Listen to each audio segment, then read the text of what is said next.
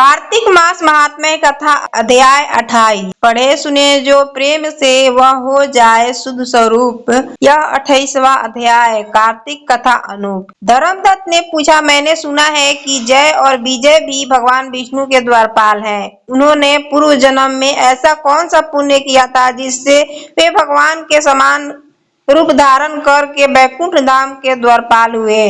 दोनों पार्षदों ने कहा, ब्राह्मण पूर्व काल में त्रिबिंदु की कन्या देवहूति के गर्भ से महर्षि कर्दन की दृष्टि मात्र से 2 पुत्र उत्पन्न हुए। उनमें से बड़े का नाम जय और छोटे का नाम विजय हुआ। पीछे उसी देवहूति के गर्भ से योग धर्म के जानने वाले भगवान कपिल उत्पन्न हुए। जय और विजय सदा भगवान की भक्ति में तत्पर रहते थे। वे नित्य अष्टाक्षर मंत्र का जाप और वैष्णव व्रतों का पालन करते थे। एक समय राजा मरुत ने उन दोनों को अपने यज्ञ में बुलाया।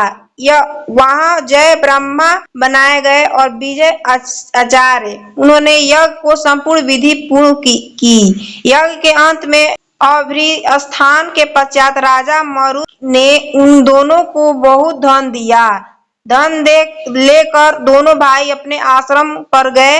वहां उस धन का विभाग करते समय दोनों में परस्पर लाग डांट पैदा हो गई। जय ने कहा, इस धन पर बराबर बराबर बांट लिया जाए। विजय का कहना था, नहीं, जिसको जो मिला है वह उसी के पास रहे। तब जय ने क्रोध में आकर लोभी विजय को श्राप दिया, तुम ग्रहण करके देते नहीं हो, इसीलिए ग्राह अर्थात मगरमच्छ हो जाओ। जय के श्राप को सुनकर विजय ने भी श्राप दिया, तुमने मद को भ्रांत और साप किया है, इसीलिए तुम अर्थात हाथी की योनि में जाओ।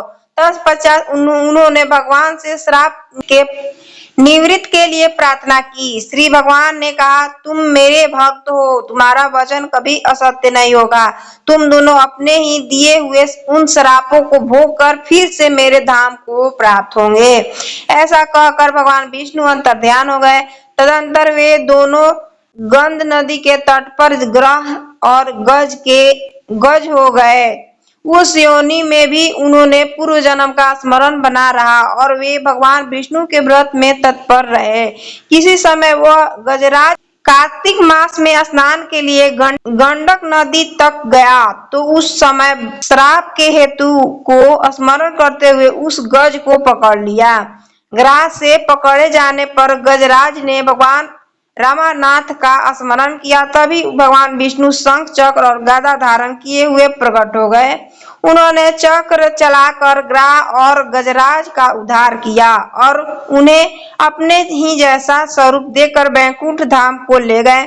तब से यह स्थान हरि क्षेत्र के नाम से भी प्रसिद्ध है। वे ही दोनों विख्यात जय और विजय हैं जो भगवान विष्णु के द्वारपाल हुए हैं। धर्मदत्त, तुम भी इस ईर्ष्या और द्वेष का त्याग करके सदैव भगवान विष्णु के व्रत में स्थित रहो, समदर्शी बनो। कार्तिक माघ और बैसाख के महीने में सदैव प्रातः काल स्नान करो। एकादशी व्रत का पालन में स्थिर रहो।